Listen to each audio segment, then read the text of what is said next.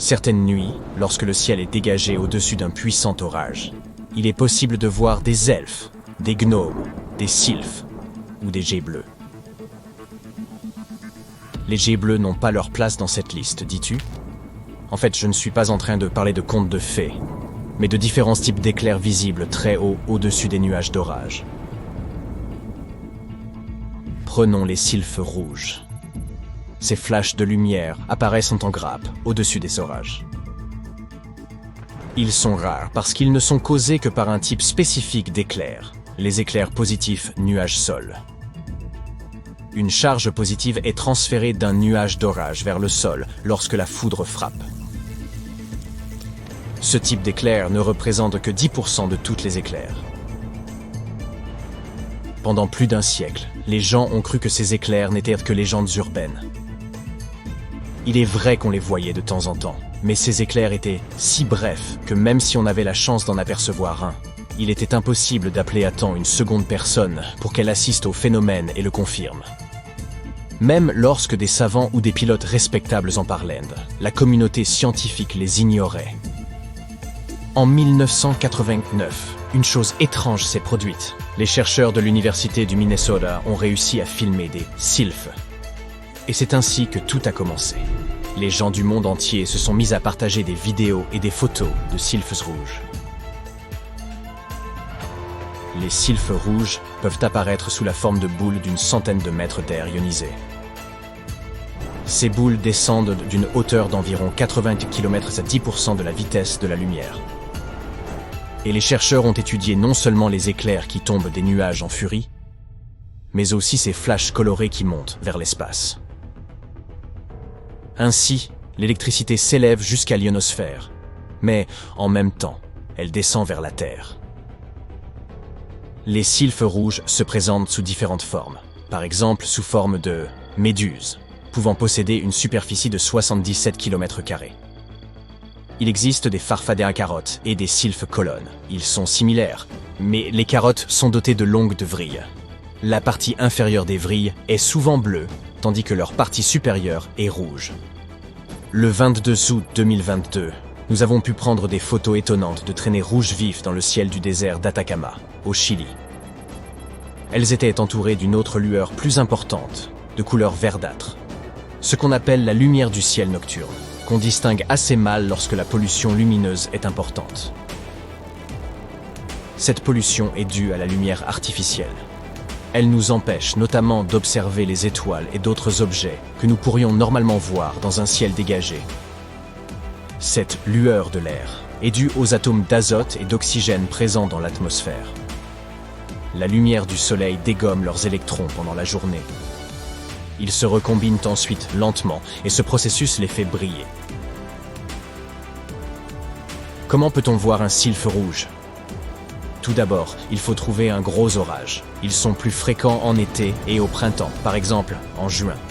Bien sûr, les sylphes peuvent apparaître à tout moment s'il y a de puissants orages, avec des éclairs au niveau du sol. Le ciel doit être dégagé et très sombre, idéalement sans clair de lune. L'orage doit se trouver à une distance comprise entre 160 et 320 km. Ainsi, les nuages n'obstrueront pas le ciel et la visibilité sera meilleure. Dans le scénario idéal, l'orage se déplacera le long d'un horizon lointain, si bien qu'il sera possible de voir au-dessus des nuages. On peut suivre une tempête à l'aide d'un radar météorologique. Tes yeux ont besoin d'un certain temps pour s'adapter à l'obscurité qui t'entoure. Donne-leur un peu de temps, environ 20 à 30 minutes. Garde les yeux au-dessus des nuages et essaye de ne pas les regarder directement. Ignore les éclairs. Un sylphe apparaîtra peut-être une fois tous les 200 éclairs. N'espère pas trop capter tout ça avec ton appareil photo. Ce n'est pas facile, mais le spectacle vaudra la peine d'attendre. On appelle ce phénomène, et d'autres similaires, des TLE, l'acronyme anglais de phénomène lumineux transitoire. Les jets bleus méritent également notre attention. Il s'agit de faibles lumières bleues qui s'élèvent très rapidement au-dessus des puissants orages de grêle. Ils sont également très rares, et, dans la plupart des cas, il n'est possible de les voir qu'à bord d'un avion. Et maintenant, parlons un peu de ces créatures de contes de fées.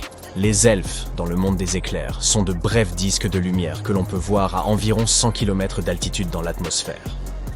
Ce n'est qu'un acronyme. Leur nom complet est émission de lumière et perturbation à très basse fréquence dues à des sources d'impulsion électromagnétiques. Oui, nous pouvons continuer à nous servir du mot elfe. Et il y a les trolls. Il s'agit de taches rouges qui apparaissent près du sommet des nuages après l'éclair d'un sylphe rouge très puissant. Les gnomes sont les éclairs les plus petits et les plus rapides.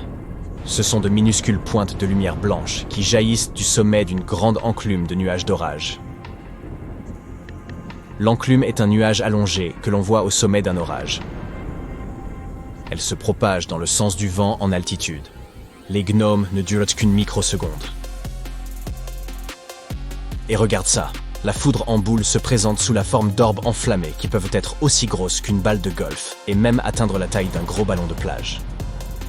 Elles peuvent être jaunes, rouges, blanches, oranges, vertes ou violettes.